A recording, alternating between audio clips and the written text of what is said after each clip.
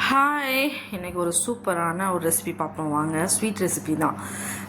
எதை வச்சு பண்ண போகிறேன்னா, இப்போ வந்து அது சீசன், பலாப்பழ சீசன் இல்லையா? பலாப்பழத்தை வச்சு ஒரு சூப்பரான ரெசிபி பண்ணலாம். பலாப்பழத்தை வச்சு நிறைய ஸ்வீட் ரெசிபி பண்ணலாங்க. பட் இது வந்து எங்கள் வீட்டில் நிறைய ஸ்வீட் யாரும் சாப்பிட ஆள் இல்லை. அதனால் எனக்கு வந்து ஸ்வீட் பண்ணுறதுல மூடும் இல்லை. உங்களுக்காக வேண்டியதான் இதெல்லாம் செய்ய வேண்டியதாக இருக்குமோன்னு யோசிக்கிறேன் நான். பலாப்பழம் வாங்கிட்டு வந்தாங்க. அதுலேருந்து ஒரு 2-3 சொல்ல தான் எடுத்து வச்சேன், கொஞ்சமாக தான். ஏன்னா யாருமே சாப்பிட மாட்டாங்கன்றதுனால செய்கிறது தான் இது. பலாப்பழ கேசரி எப்படி பண்ணுறதுன்னு பார்ப்போம் வாங்க. ரொம்ப சூப்பராக இருக்குங்க. நல்லா ஃப்ளேவராக சூப்பராக இருக்கும் சாப்பிட்றதுக்கு. நல்ல இனிப்பு பலாப்பழமாக இருந்தால் இன்னும் நல்லாயிருக்கும்.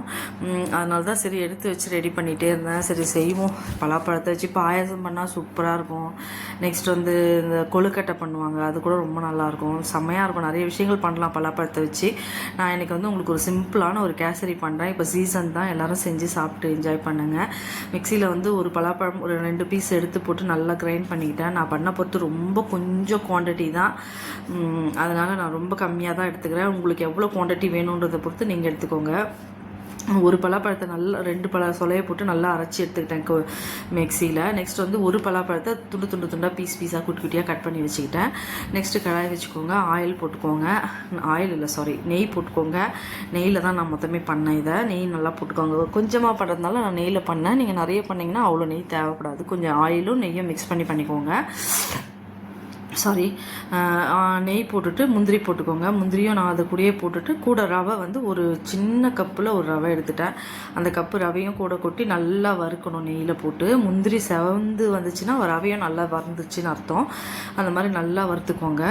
வறுத்துட்டு நல்லா வறுக்கணும். இந்த மாதிரி பொரியும் பார்த்தீங்களா, அந்த மாதிரி பொரியும். அதுவே ரவையும் பொரிஞ்சிடும், முந்திரியும் கலர் சேஞ்ச் ஆகிடும். அதான் கணக்கு இதில்னு வச்சுக்கோங்களேன். நான் அதனால தான் முந்திரியை டைரெக்டாக போட்டுருவேன். அதில் நெய்லேயே போட்டுட்டு ஹாட் வாட்டர் கேட்டலில் வச்சுருந்தா எடுத்து ஊற்றிக்கோங்க. எவ்வளோ தண்ணி வேணுன்றதை பார்த்து ஊற்றிக்கோங்க. நான் 1க்கு 2 அந்த மாதிரி ஊற்றலாம், நல்லாவே இருக்கும்.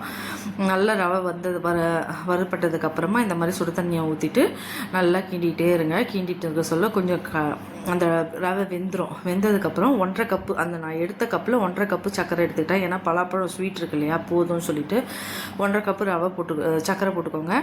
போட்டுட்டு நம்ம அரைச்சி வச்சுருக்கிற பலாப்பழ பேஸ்ட்டையும் கூட ஆட் பண்ணி கொஞ்சம் மெல்ட் ஆகும் இல்லையா சர்க்கரை போட்டோன்னே. அப்புறம் அந்த பலாப்பழ பேஸ்ட்டையும் போட்டு நல்லா கூட போட்டு நல்லா மிக்ஸ் பண்ணி கிண்டிகிட்டே இருங்க.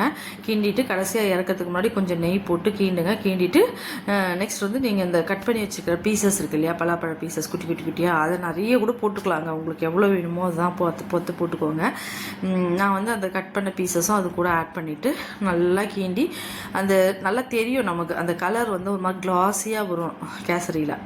அந்த மாதிரி வர டைமில் நம்ம வந்து ஆஃப் பண்ணிட்டோம்னா சூப்பரான பலாப்பழ கேசரி ரெடி. ரொம்ப ஃப்ளேவராக இருக்குங்க, சாப்பிட்றதுக்கு ரொம்ப நல்லா இருந்தது. நீங்களும் ட்ரை பண்ணி பாருங்கள். இதுக்கு கலர்லாம் நம்ம போட வேணாம். நான் கலர்லாம் எதுவும் ஆட் பண்ணல. இதில் எதுக்கு தேவையில்லாத கலர்ஸ்லாம் நான் போடல. உங்ககிட்ட இருந்தால் எல்லோ கலர் வேணால் போட்டுக்கோங்க. நான் அதெல்லாம் எதுவும் போடல. கலர் இல்லாமல் தான் பண்ணேன். எப்படி வருது பாருங்கள். நான் பண்ண குவான்டிட்டியே இவ்வளோ தான். ஏன்னா யாரும் சாப்பிட மாட்டாங்க மோஸ்ட்லி ஸ்வீட்டு. எல்லாருக்கும் ஒரு பயம்தான், 40 ஆயிடுச்சுனாவே யோசிக்கணும்ல ஸ்வீட் சாப்பிட்றதுக்கு. அந்த மாதிரி தான் ரொம்ப அவாய்ட் பண்ணுவாங்க. பையனும் ரொம்ப ஸ்வீட் சாப்பிட மாட்டான், வெயிட் போடும் சொல்லிட்டு. அதனால தான் கம்மியாக குவான்டிட்டி உங்களுக்கு பண்ணி காட்டுறேன். இந்த மாதிரி பீசஸ் போட்டு மிக்ஸ் பண்ணிவிட்டு எடுத்து வச்சு சர்வ் பண்ணுங்கள். சூப்பரான பலாப்பழ கேசரி ரெடி. நீங்கள் சாப்பிட்டிங்கன்னா அந்த ஃப்ளேவர் அப்படி இருக்கும். தேவைப்பட்ட ஏலக்காய் போட்டுக்கோங்க. நான் ஏலக்காய் போடல, பலாப்பழ வாசனையோடய சாப்பிட்ணுன்றதுக்காக அப்படியே விட்டுட்டேன் நான். நீங்கள் தேவைப்பட்டால் உங்களுக்கு ஏலக்காய் போடணுன்னா போட்டுக்கோங்க. இதே மாதிரி நீங்களும் ட்ரை பண்ணி பாருங்கள். என்னோடய சேனல் பிடிச்சிருந்தால் லைக் பண்ணுங்கள், ஷேர் பண்ணுங்கள், சப்ஸ்கிரைப் பண்ணுங்கள், கமெண்ட் பண்ணுங்கள். தேங்க்யூ.